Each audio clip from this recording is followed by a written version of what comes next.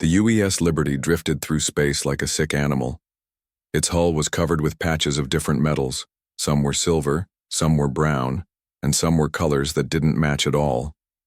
Wires hung loose from open panels, and steam leaked from broken pipes. The ship looked like someone had built it from trash found in a junkyard. Captain Jake Martinez sat in his chair on the bridge and watched the other ships around them. They were heading to Kepler Point, a big space station where different alien species met to talk about important things. The other ships looked perfect. Their hulls were smooth and shiny. They moved through space without making any noise or leaving any trails behind them. Jake's ship was different. The Liberty shook and rattled as it flew.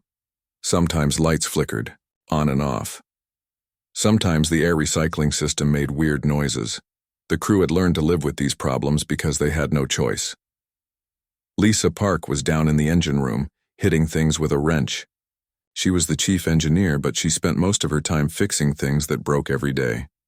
The Liberty's engines were old and tired. They had been taken from 3 different ships that had been destroyed in battles.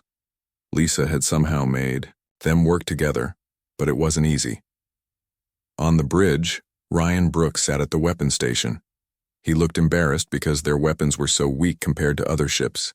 They had 2 small laser cannons that sometimes worked and a few old missiles that might explode when fired.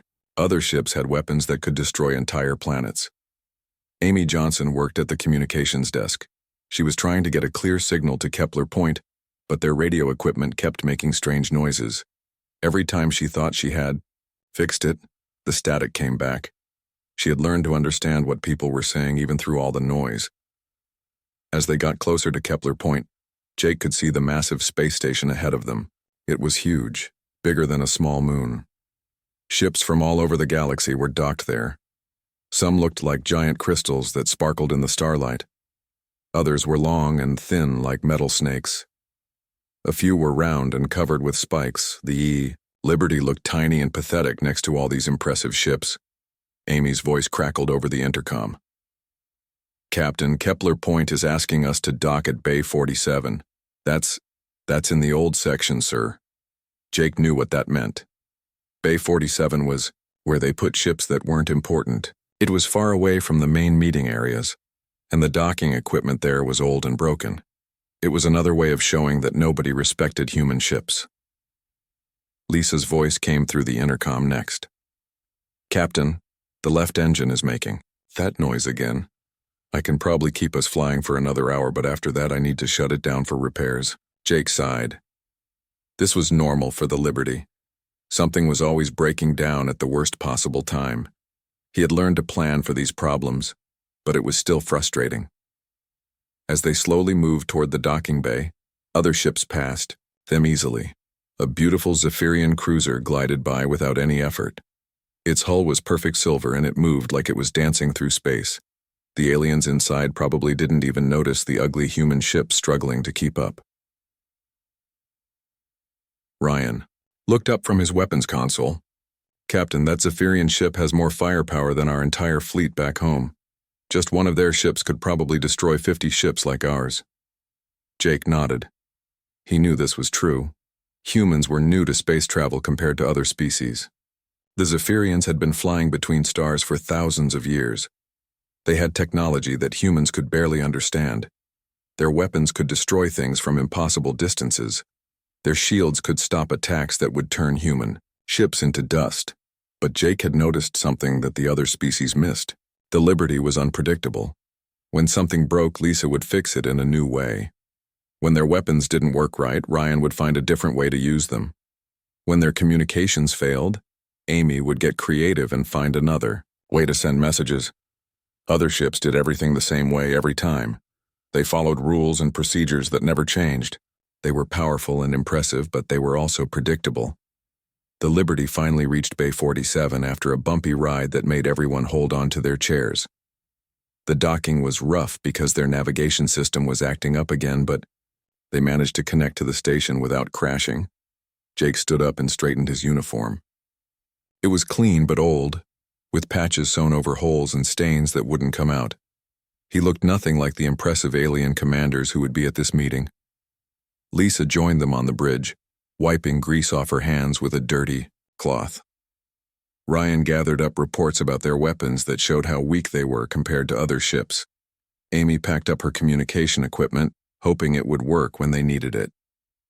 As they prepared to leave the ship, Jake looked around the bridge one more time. The Liberty wasn't much to look at, but it was theirs.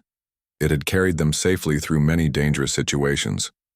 Sure, it was held together with tape and hope, but it was still flying when prettier ships had broken down and been abandoned. Jake didn't know it yet, but this old, patched-up ship would soon change the entire galaxy. The same things that made other species laugh at the Liberty would become the reasons why the galaxy would learn to fear and respect humanity. For now, though, they were just another weak species trying to find their place among the stars. 3 weeks had passed since Jake and his crew left Kepler Point. They were flying back toward human space when Amy picked up something strange on the communication system. At first, she thought it was just more static from their broken equipment. But as she listened more carefully, she realized it was something much worse. Emergency signals were coming from everywhere. Voices in different alien languages were screaming for help. Some were crying. Some were just making noise that sounded like panic. Amy had never heard anything like it before. She turned up the volume so everyone on the bridge could hear. Yurto. Sounds filled the room and made everyone feel cold inside. Jake sat forward in his chair, trying to understand what was happening. Lisa came running up from the engine room.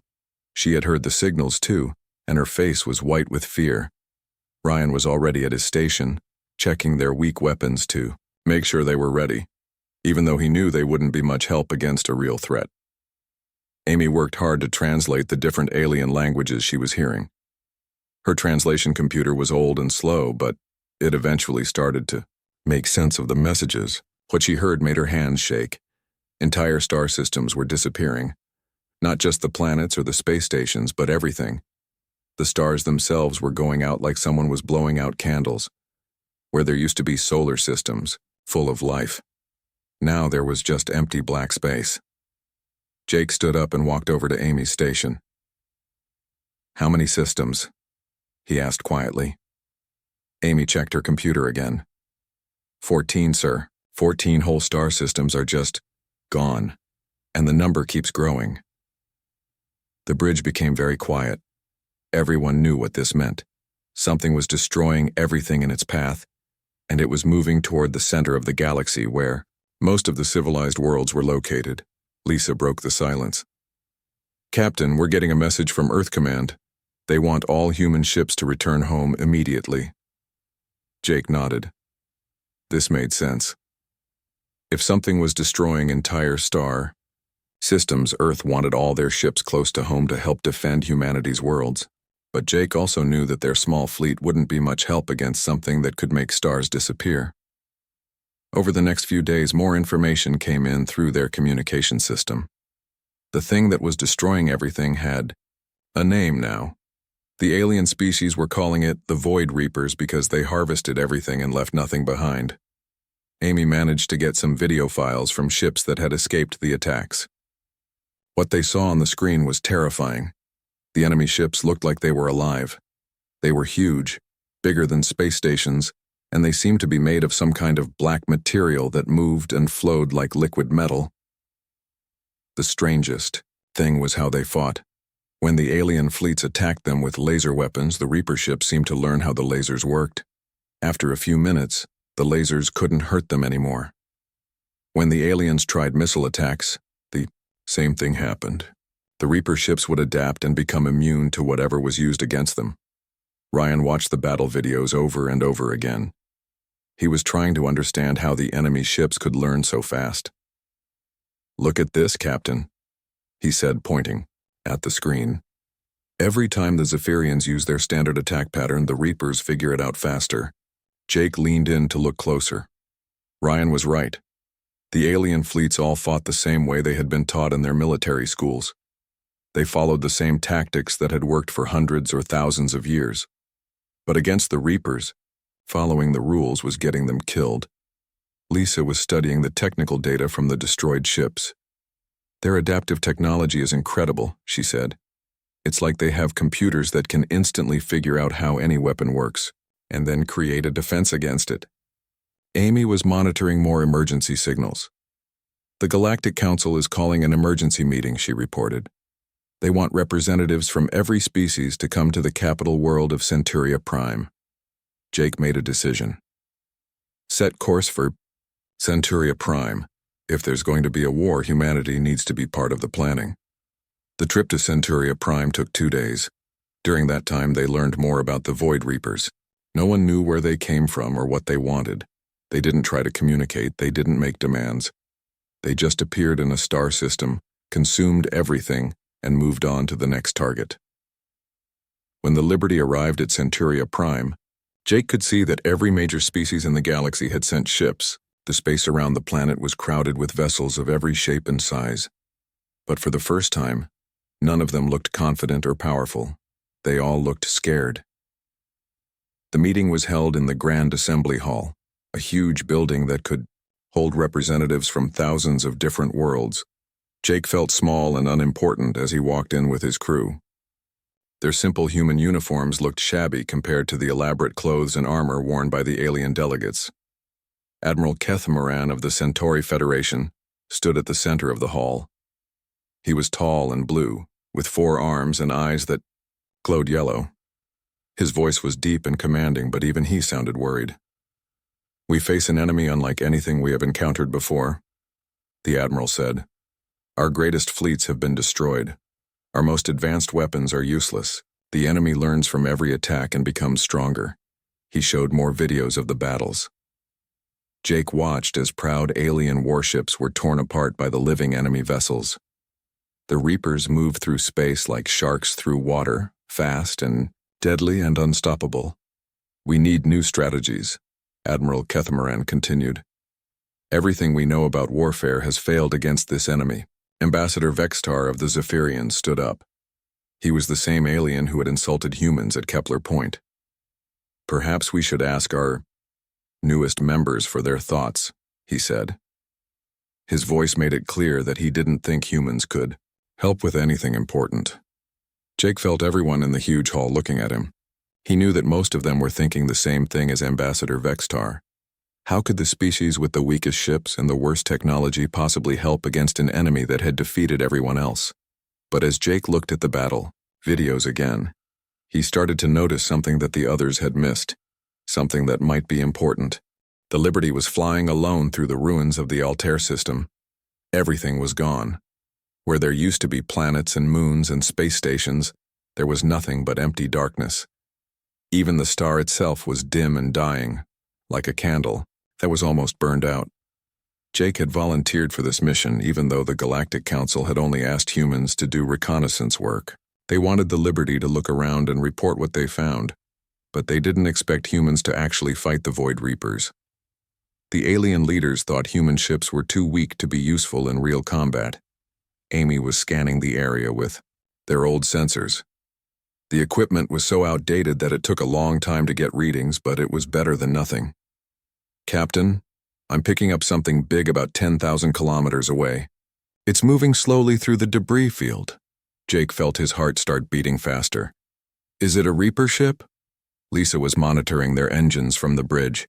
She had left the engine room because she wanted to be ready to give emergency power to weapons or shields if they needed it. "Sir, if it is a Reaper, we should probably run away as fast as we can." Ryan was checking their weapons systems. Their 2 small laser cannons were working, sort of. One of them flickered sometimes, and the other one took a long time to charge up. They also had 6 old missiles that might explode when fired, but Ryan wasn't sure if they would hit their target or blow up their own ship. Amy's voice got tight with fear. "Captain, it's definitely a Reaper vessel. It's smaller than the ones in the videos. Probably a scout ship, but it's still 3 times bigger than us." Jake looked at the main screen and saw it. The enemy ship looked like a giant black squid made of metal. It had long tentacles that moved through space, touching pieces of debris and making them disappear. The main body of the ship pulsed with dark energy that hurt to look at. Every military manual Jake had ever read said that when you encountered a superior enemy force, you should retreat and call for backup. But something inside him rebelled against this idea. Maybe it was human stubbornness, or maybe it was the anger he felt at seeing an entire solar system destroyed. "Lisa, can you give me full power to engines and weapons?" Lisa looked at him like he was crazy. "Sir, if we attack that thing, it will learn how our weapons work and then destroy us." "Not if we don't give it time to learn," Jake replied. "Ryan, I want you to forget everything you learned in training. Don't follow any standard attack patterns, just shoot at it with whatever we have and keep changing what you're doing." Ryan's hands were shaking as he prepared the weapons. "Captain, this is insane. We don't have a plan." "That's exactly the point," Jake said. "Every ship that fought these things had a plan. They all got destroyed. Maybe not having a plan is better." Amy was monitoring communications channels. "Sir, if we attack and get in trouble, there's no one close enough to help us." Jake knew she was right, but he also knew something else. The Liberty was the kind of ship that got in trouble every day and somehow survived. Maybe their constant problems and broken equipment were actually advantages against an enemy that expected everything to work perfectly. "Attack now!" Jake ordered. Ryan fired both laser cannons at the same time, but they weren't aimed at the same spot. One laser hit the main body of the enemy ship while the other hit one of its tentacles. The lasers were weak, but they seemed to surprise the Reaper because it stopped moving for a moment. Lisa did something she had never tried before. She redirected power from the life support system to the weapons, making the lasers stronger than they were supposed to be. The ship's lights dimmed and the air got stuffy, but the next shots actually damaged the enemy's hull. The Reaper ship started to move toward them, its tentacles reaching out like it wanted to grab the Liberty and crush it. Amy could see energy building up inside the enemy vessel as it prepared to fire back. "Ryan, launch missiles now," Jake shouted. But Ryan didn't launch all the missiles at once like he was supposed to. Instead, he fired them one at a time in different directions. The first missile went straight at the enemy ship. The second one went wide to the left. The third one went to the right. It looked like Ryan didn't know how to aim properly. The Reaper ship's defensive systems activated, trying to stop the missiles. But the system was confused because the missiles weren't following any logical pattern. While it was trying to figure out where the next missile would come from, the first one hit its target. Lisa saw that the enemy ship was adapting to their laser frequency, so she did something desperate. She overloaded the power coupling to the weapons, making them change frequency randomly. The ship shook violently and sparks flew from control panels, but the lasers kept working. Amy noticed that their communications array was damaged and sending out random signals. Instead of fixing it, she made it worse on purpose. The chaotic radio noise seemed to interfere with the Reaper's coordination systems. The enemy ship was having trouble adapting to their attacks because nothing the Liberty did made sense. Every time the Reaper's learning systems tried to figure out what the humans would do next, the humans did something completely different. Ryan launched his last 3 missiles all at the same time, but he programmed them to take crazy spiraling paths through space. One missile spun in circles, another flew backwards before turning around, and the third one just tumbled end over end. The Reaper's defensive systems couldn't predict where any of them were going. 2 of the missiles missed completely, but the third one hit the enemy ship right in the center of its main body. The explosion was bigger than Ryan expected, and pieces of the Reaper vessel scattered in all directions. For a moment, everyone on the Liberty just stared at their screens in shock. The enemy ship was badly damaged and drifting through space. Its tentacles were twitching like a dying animal, and dark fluid was leaking from holes in its hull. Then the impossible happened. The Reaper ship turned around and flew away as fast as it could. It was running from them. Amy checked her sensors 3 times to make sure she wasn't imagining it. "Captain, the enemy vessel is retreating. We actually made it run away." Lisa was looking at her engineering displays with amazement. "Sir, half our systems are fried, but we're still alive. I don't understand how that worked." Ryan was staring at his weapons console like he couldn't believe what had just happened. "We shouldn't have been able to hurt that thing, let alone scare it off." Jake sat back in his captain's chair and tried to process what they had just accomplished.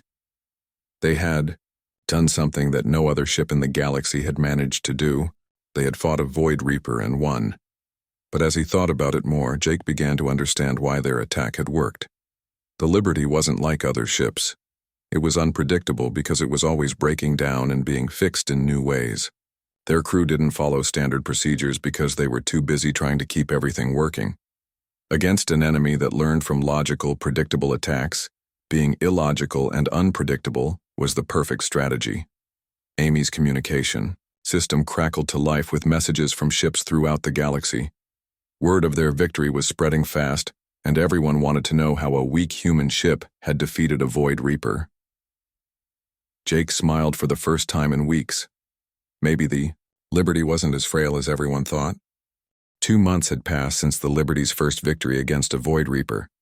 News of their success had spread throughout the galaxy, but most alien leaders still didn't believe it was real. They thought the humans had just been lucky, or maybe fought a broken enemy ship. Jake and his crew were now part of a rescue mission at New Geneva, a human colony world on the edge of civilized space. The Void Reapers were moving closer to the center of the galaxy, and New Geneva was directly in their path. Every ship that could fly was helping to evacuate the 3 million people who lived there. The Liberty was working alongside ships from many different species. There were elegant Zephyrian cruisers, massive Centauri cargo vessels, and even some of the mysterious crystal ships from the Outer Rim. All of them were loading as many people as possible and racing away before the Reapers arrived. Amy was coordinating, with the other ships using their patched communication system. "Captain, the Eternal Glory is requesting permission to take command of the evacuation fleet." Jake looked at the main screen and saw the huge Zephyrian dreadnought. The Eternal Glory was one of the most famous warships in the galaxy. It was beautiful and powerful, with weapons that could destroy moons and shields that could stop anything. Its captain was Admiral HFY, a legendary military leader who had never lost a battle. "Tell them we're happy to follow their lead," Jake replied. He knew that the Eternal Glory was much better equipped to handle a large evacuation than his small broken ship. Lisa was down in the engine room, trying to keep their systems running while they transported refugees. The Liberty could only carry about 200 people, but every person they saved was important. The ship was crowded and uncomfortable, but no one complained because they knew they were lucky to escape. Ryan was monitoring space around them for signs of enemy ships. The Reapers usually appeared without warning, so constant vigilance was the only way to avoid being surprised. His old sensors weren't very good, but they were better than nothing. Everything was going well until Amy's voice cut through the bridge with panic in it. "Captain, I'm detecting a massive energy signature approaching the system." "It's big, sir, really big." Jake felt his stomach drop. "How big?" Amy checked her readings again, hoping she was wrong. "It's at least 50 times larger than the Scout ship we fought before." "This isn't a Scout, Captain, this is a Reaper battleship." The evacuation fleet immediately went into emergency mode. The Eternal Glory began broadcasting orders to all ships, telling them to form a defensive line while the civilian transports continued loading refugees. Admiral HFY's voice came over the communication channels, calm and professional despite the terrible situation. "All military vessels form formation Delta 7. We will buy time for the evacuation to complete. Civilian ships continue loading operations and prepare for immediate departure when ready." Jake watched as the beautiful alien warships moved into perfect formation. They looked impressive and confident, like they had practiced this maneuver thousands of times. The Eternal Glory took the center position, with smaller cruisers and destroyers arranged around it in a precise pattern. The Liberty was assigned a position on the edge of the formation, far from the main battle line. Jake understood why. The alien commander still didn't really believe that his small ship could fight effectively against the Reapers. They wanted to keep the humans out of the way, so they wouldn't interfere with the real fighting. When the Reaper battleship appeared, it was even more terrifying than Jake had imagined. It looked like a giant black spider made of liquid metal, with dozens of tentacles reaching out in all directions. The thing was so huge that it blocked out stars behind it. Energy crackled along its surface like purple lightning. Admiral HFY ordered the attack. The alien fleet opened fire with everything they had. Laser beams, plasma cannons, and quantum torpedoes all struck the enemy ship at the same time. The concentrated firepower was incredible, enough to destroy a small planet. For a moment, It looked like the attack was working. The Reaper battleship shuddered under the assault, and pieces of its hull seemed to crack and burn. But then something horrible happened. The cracks began to heal themselves, and the enemy ship's color started to change.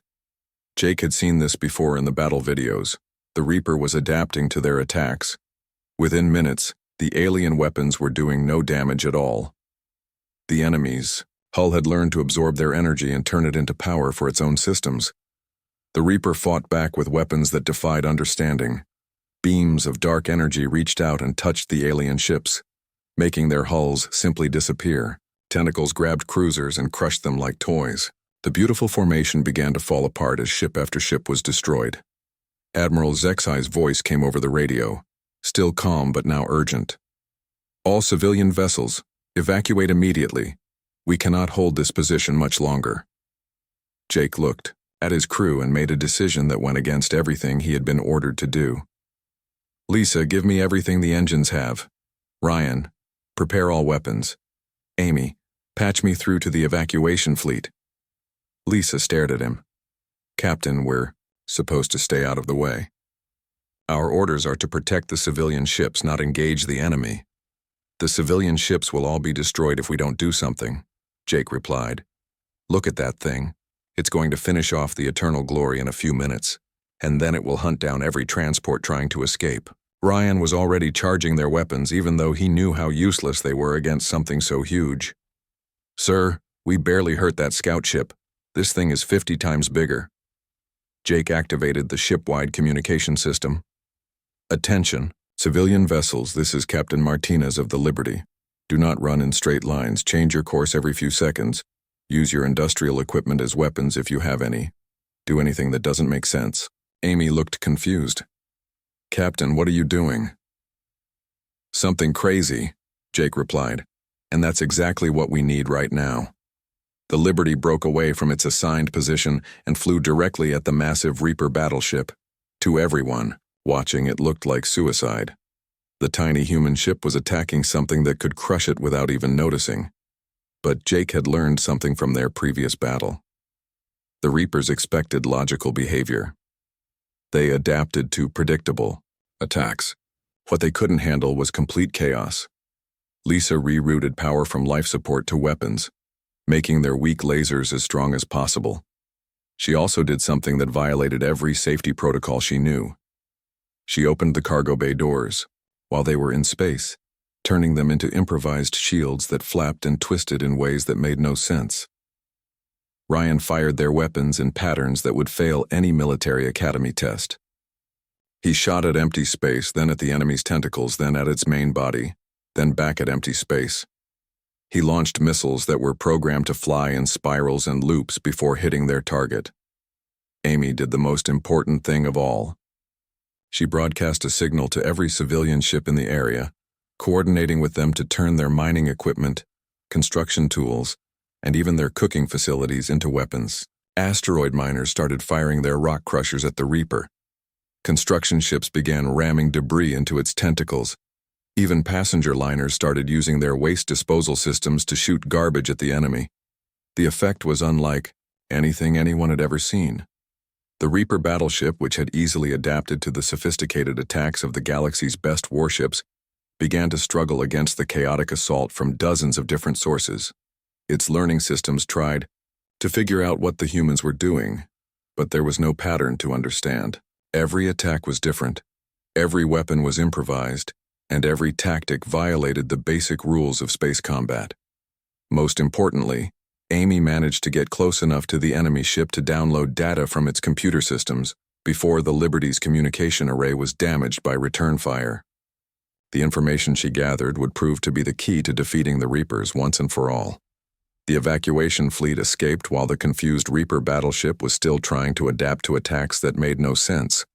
The Liberty barely survived the encounter, but they had accomplished something impossible. They had fought the enemy's strongest ship and lived to tell about it. 6 months later, everything had changed. The Liberty was no longer flying alone through empty space. Instead, Jake found himself commanding a fleet of 200 human ships, all heading toward the Void Nebula where the Reapers had built their main base. The data that Amy had stolen from the enemy battleship had revealed incredible secrets. The Void Reapers weren't just random destroyers. They were controlled by a single massive mind that lived inside a giant construct at the center of the nebula. This hive mind was what allowed all the Reaper ships to learn and adapt so quickly. But the data also showed something else. The hive mind was so advanced that it could be overwhelmed if it tried to process too much random information at the same time. Lisa had figured out that if they could feed it enough chaotic data, the entire Reaper network would crash like an overloaded computer. The human fleet looked nothing like the elegant formations that other species used. Each ship was different, patched together from salvaged parts and held together with determination. Some were old cargo haulers converted into warships. Others were mining vessels with rock crushers mounted where weapons should be. A few were passenger ships that had been turned into flying bombs. Jake stood on the bridge of the Liberty, which had become the flagship of this unlikely armada. The ship looked worse than ever, covered with new patches and jury-rigged equipment. But it was still flying, still fighting, and now it was leading humanity's greatest battle. Amy was coordinating communications between all the ships in the fleet. This was harder than it sounded because none of their equipment worked the same way. Some ships used old radio systems, others had quantum communicators that barely functioned, and a few could only send messages by flashing their lights. Somehow, Amy had figured out how to make them all work together. Lisa had spent months preparing for this battle by making their systems even more unpredictable than usual. She had programmed the ship's computers to make random decisions during combat. The weapons would fire at unexpected times, the engines would change speed without warning, and even the lights would flicker in patterns that meant nothing. Ryan was in charge of what they were calling Operation Madness. Every ship captain in the fleet had been given a set of dice, some coins, and a book of random numbers. When the battle started, they would make all their tactical decisions by rolling dice and flipping coins. No planning, no strategy, just pure chaos. The Void Nebula appeared on their screens like a giant purple cloud filled with lightning. Inside it, they could see the dark shapes of thousands of Reaper ships. At the center was something so huge it looked like a small moon made of black metal and pulsing energy. Jake activated the fleet-wide communication system. All ships, this is it. Remember, don't think about what you're doing. Just do whatever feels wrong.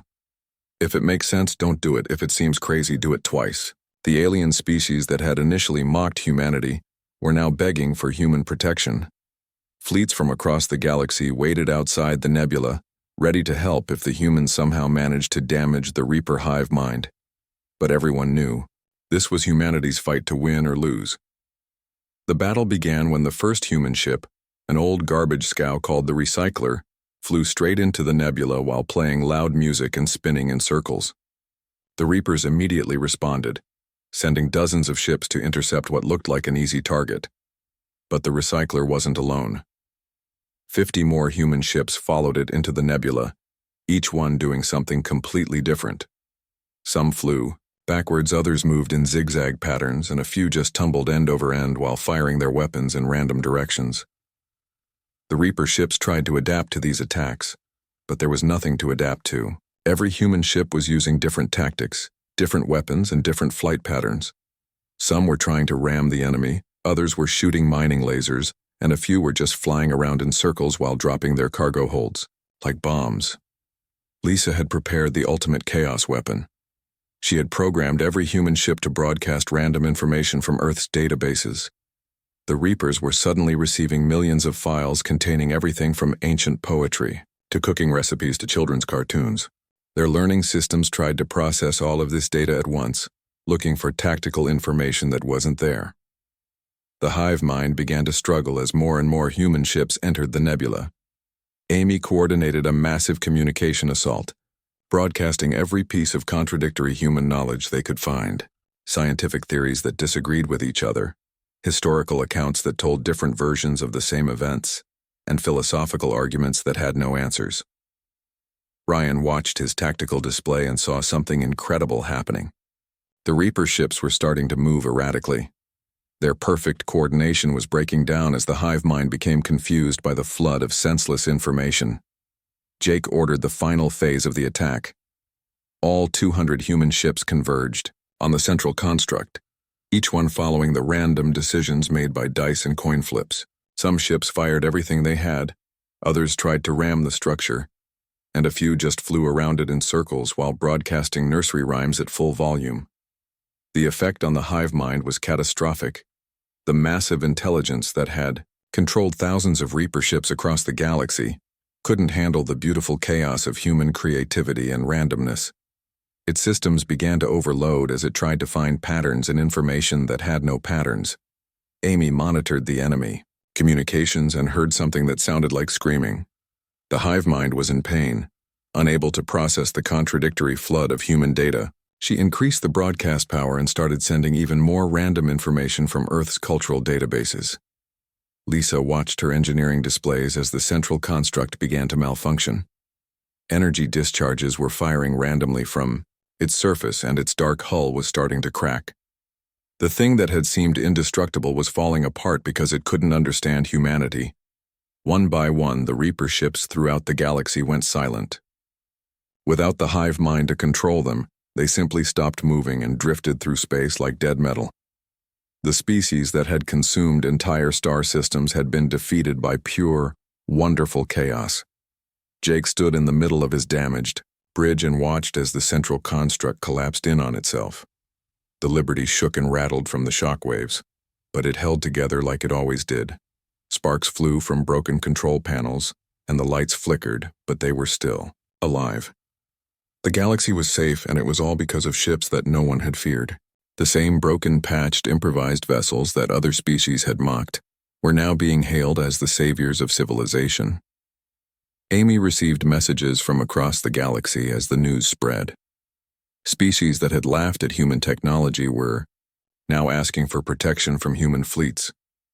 The Galactic Council wanted to make Jake an admiral and give the Liberty a place of honor in their museums. But Jake had a different idea. He looked around his battered bridge at Lisa wiping grease off her hands, Ryan celebrating with tears in his eyes, and Amy smiling as she coordinated victory messages from 100 worlds. The Liberty was going home. Not to be put in a museum, but to keep doing what it did best. Flying through space, breaking down, getting fixed in creative ways, and proving that sometimes the most important victories come from embracing what makes you different. The ship that no one feared had indeed made the galaxy tremble, not with terror but with the recognition that chaos and creativity were just as powerful as any weapon.